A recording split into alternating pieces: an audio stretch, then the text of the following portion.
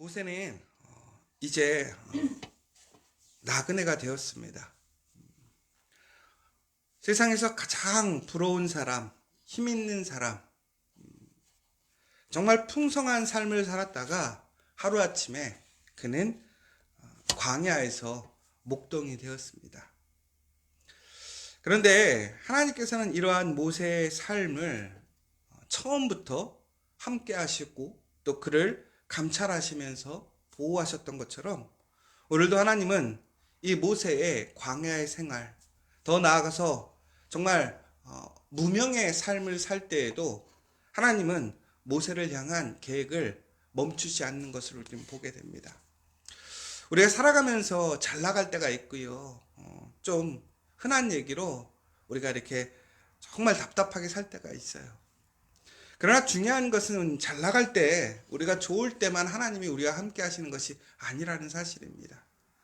우리가 세상 얘기로 잘 나가고 정말 잘 될 때는 결국은 하나님의 그 복이 결실을 맺는 시기인 것 뿐이지, 하나님이 씨를 뿌리고 그 씨를 온전하게 자라게 하시고 또한 그것이 열매가 되는 그 결실을 이루게 하지 않으셨다면 우리는 결코 그 은혜에 참여할 수 없는 것이지요.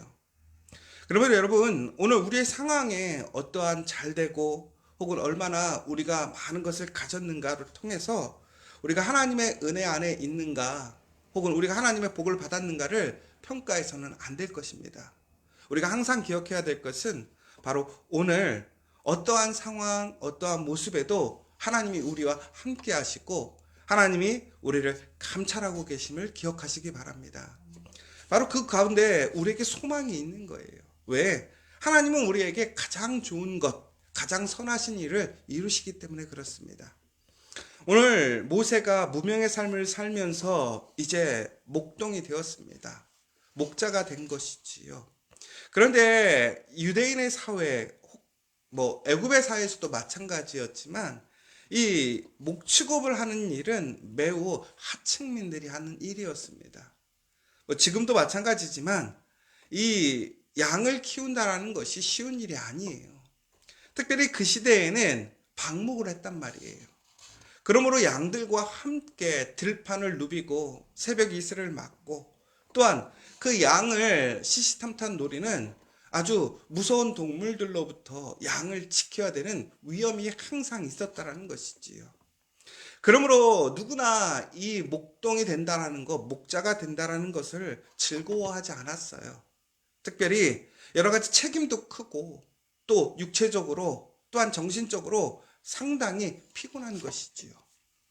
그런데 하나님께서는 왜 이 모세에게 이런 목자가 되는 그 길을 인도하셨을까? 중국에는 이스라엘 사람들이 양과 비슷했어요. 온순한 것 같지만 고집이 세요. 그리고 눈앞의 현실밖에 보지 못해요. 그 앞에 누구가 있느냐에 따라서 그들의 운명이 결정이 돼요. 그래서 중국에는 하나님께서는 이 모세를 통해서 리더십 훈련을 세우신 것 같아요. 애굽의 왕자였지만 그는 진정으로 리더십 훈련을 받지 못했습니다. 철없는 왕자였지요. 그냥 공주의 아들로서 누리고 또한 그는 그냥 세상 물정 모르게 자기의 꿈과 비전을 꿈꾸던 그런 어린 사람이었습니다. 그러나 그가 장성한 이후에 그가 그의 비전을 이루려고 했을 때 그는 실수를 하게 됩니다. 왜? 훈련되지 못했기 때문에 그래요. 하나님께서는 그런데 바로 이 모세를 광야로 이끄셔서 40년 동안 무명의 삶을 살게 하시지요. 목자가 되게 하셨어요. 그런데 그 목자가 되게 하신 그 40년의 시간을 통해서 이제 출애굽 때 그 이스라엘 사람들을 이끌고 출애굽을 하게 되고 가나안으로 나아가는 모습을 보게 됩니다. 아마 모세가 이처럼 이 광야에서 이 거친 들판에서 40년의 목자 생활을 하지 않았다면 아마도 이스라엘 사람들을 이끌어가지 못했을 거예요. 그들의 그러한 불평과 불만과 순종하지 않음과 또한 그들의 그러한 근시안적인 그러한 모습들 속에서 모세는 너무나 상심하고 지치고 피곤해서 그 일을 감당하지 못했을 거예요. 그러나 모세는 40년 동안 이렇게 훈련을 받았다라는 사실이에요.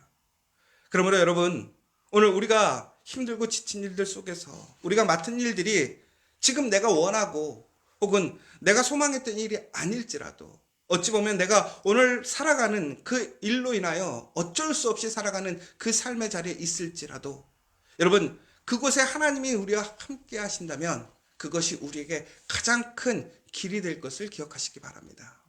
그러므로 여러분, 오늘 우리가 무엇을 하든지 간에 우리는 그 가운데서 하나님을 소망해야 되는 거예요. 하나님을 기억해야 된다는 거예요. 그러면 하나님께서는 진정으로 우리에게 가장 좋은 것, 하나님의 선하신 일들을 그 일을 통해서 우리를 이끌어 주실 거예요. 우리가 하나님의 은혜를 경험했을 때 이런 얘기 하잖아요. 야, 정말 이런 하나님의 선하신 뜻이 있었구나. 정말 그때는 너무나 죽을 것 같고 힘들었을 것 같지만 그것이 정말 하나님의 복이었구나. 저도 캐나다에 가서 정말 제가 소망하고 희망했던 건 공부하고 학위를 받아오는 거였어요. 그런데 교회가 갑자기 건축을 하게 되면서 제가 한국에서 해보지 않았던 노가다를 정말로 3년 동안 숙식을 하면서 처음에 건축을 할 때 전 그런 일 못한다고 그래가지고 저한테 햄버거만 사다 준다면 된다고 그랬는데 햄버거 사다 줄 때마다 목사님하고 교인들이 삽질하고 이러고 있는데 햄버거만 사다 줄 수가 없어서 삽 한 번 들었다가 3년을 붙들려가지고 집을 줬어요. 그때 참 고민 많이 했거든요. 이게 내가 뭐 하는 짓인가? 내가 목사로서.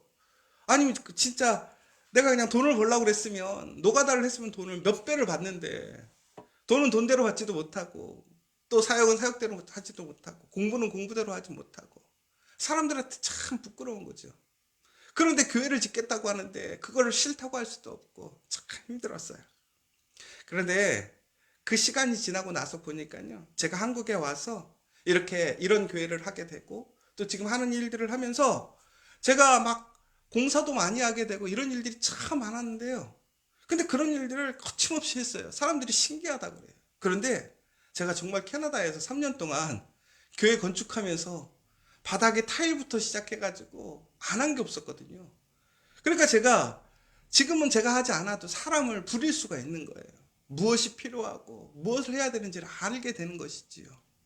그러면서 참 하나님의 섭리가 놀랍더라고요. 진짜 헛된 것 같고 나에게 아무런 도움이 되지 않을 것 같고 허비되는 것 같지만 하나님은 결코 그렇게 헛되게 하시는 것이 아니더라고요. 여러분, 저도 그때 근데 한 가지를 항상 기억하며 버텼어요. 분명히 하나님의 선한 계획이 있을 것이다. 하나님을 믿고 하나님의 말씀에 순종해서 그 길을 가면 분명히 하나님의 선한 계획이 있을 것이다. 처음에는 그렇게 작정하고 가는데요. 한 중간쯤 되니까 너무 힘들어서 그냥 내려놓고 싶을 때가 있더라고요. 근데 그때는 왜 못 내려놨냐면요. 하나님 앞에서 믿음이 강건한 게 아니라 지금까지 했던 게 아까워가지고 결과를 봐야 되겠다는 생각이 드는 거예요. 그런데 우리가 그 결과가 언제 오는지를 모르잖아요. 그런데 여러분, 그럼에도 끝까지 그 마음을 강하고 담대히 하십시오. 하나님께 나아가는 사람들, 하나님을 의지하고 나아가는 사람들에게는 하나님의 선한 열매가 있음을 기억하십시오. 오늘 그런데요, 모세는 그러한 소망도 없었어요. 그냥 40년을 그 상황에 맞춰서 어찌 보면 아무런 소망과 희망도 없이 그냥 현실 속에서 살아갔던 사람인 것이죠. 그런데 하나님은 그를 잊지 않으셨어요. 오늘 그에게 다시 나타나십니다. 왜? 하나님의 그 계획을 성취하시기 위해서. 여러분, 하나님을 인식하지 못하고 하나님께 소망을 두지 못하는 사람마저도 하나님은 그를 포기하지 않으셨어요. 근데 하물며 하나님께 소망을 두고 하나님을 의지하고 하나님의 영광을 위해 살기 위해 그렇게 부단히 살아가는 사람을 하나님이 외면하시겠습니까? 이스라엘 사람들이 그날 그들의 고통 속에서 하나님께 부르짖어요. 너무나 힘들어서 부르짖어요. 그러자 오늘 말미에 나오는 하나님께서 무엇이라고 그러냐면 7절에 보면 이렇게 되잖아요. 내가 애굽에 있는 내 백성의 고통을 분명히 보고 그들의 감독자로 말미암아 부르짖음을 듣고 그 근심을 알고 내가 내려가서 그들을 애굽인의 손에서 건져내고 그들을 그 땅에서 인도하여 아름답고 광대한 땅과 젖과 꿀이 흐르는 땅 곧 가나안 족속, 결국은 하나님의 약속의 땅으로 데려가겠다라고 말씀하시는 걸 보게 돼요. 여러분, 진정으로 우리가 하나님의 약속을 기억하고 소망하고 이처럼 우리의 삶 속에서 신실하게 또 열심히 충성스럽게 살아간다면 바로 이 하나님의 약속이 우리에게 성취됨을 기억하시기 바랍니다. 여러분, 그러므로 어느 순간에도 하나님을 잊지 마십시오. 하나님을 의지하시고 소망하십시오. 그런데 하나님께서는 이 모세에게 나타나셔서 이제 모세에게 하나님의 그 메시지를 전달해 주는데 그가 하나님을 기억하지 못합니다. 하나님의 그러한 말씀과 비전을 알지 못했지요. 그러자 하나님께서는 떨기나무 가운데 불이 일어나는 환상을 보여주셔요. 중국에는 하나님께서 표징을 보여주시는데 여러분, 우리가 참 어떤 증거가 나타날 때, 하나님의 그런 표징이 나타날 때 우리 신앙은 큰 은혜를 받고 도전을 받는 것 같습니다. 그런데 여러분, 이런 표징이 없이 우리가 진정으로 보이지 않는 것을 믿는 것이 진정한 믿음이에요. 그러나 하나님께서는 그 믿음이 연약한 사람들에게는 표징을 보여주시는 거예요. 그러므로 여러분, 우리가 정말 표징을 구한다는 것은 결국은 어린아이와 같은 신앙이 약한 사람들에게 그 표징과 증거가 나타나는 일들이 많더라는 것이지요. 그러므로 내가 오늘 하나님을 온전히 잘 믿고 성실하게 믿는 가운데 내가 정말 하나님의 표징의 증거가 나타나지 않는다고 실망하지 마세요. 왜 그런 거예요? 우리가 이미 그 수준을 넘어섰다라는 거예요. 그럼 우리에게 필요한 건 뭐예요?